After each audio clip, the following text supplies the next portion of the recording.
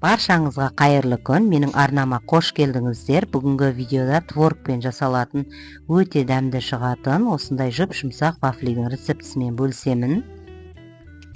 Бізге қажетті заттар: 2 жұмыртқа, қант, жұмсақ творог, ситадан өткізілген ұн, қамыр қопсытқыш және де сарымай қажет болады.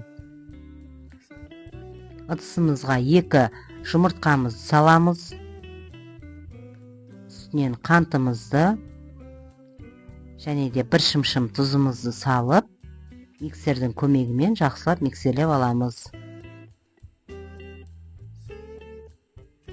Азырақ көпіргенше осылай жақсылап миксерлеп алдық. Енді осы массамыздың үстіне біз творогымызды қосатын боламыз. Творог мен осындай пачкадағы творогтан алдым. Өте жұмсақ. Және де венчиктің көмегімен араластырғанда жақсы араласып бірігетін болады. Жақсылап осылай біріктіріп аламыз.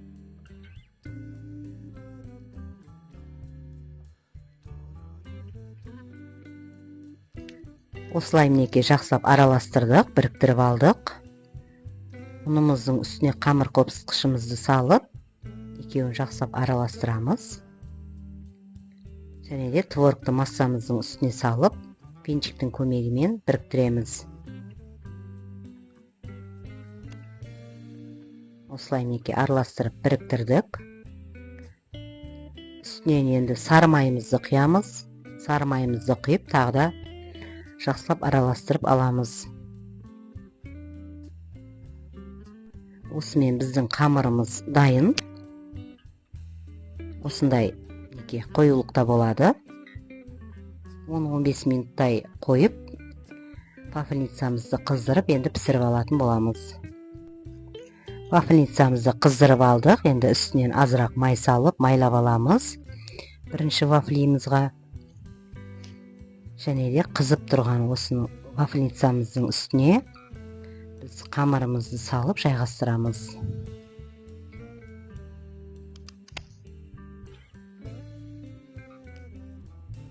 Осылай жайғастырып алдық. Мінекей 5-6 минуттай қойып пісіріп алатын боламыз. Менің вафельницамда 6 минут тұрды.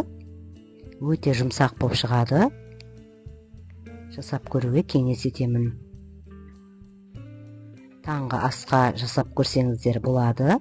Өте пайдалы және жұмсақ, дәмді болып шығады. Астарың дәмді болсын. Видео ұнаса мені қолдап, лайк басып, пікір қалдыруды ұмытпаңыздар.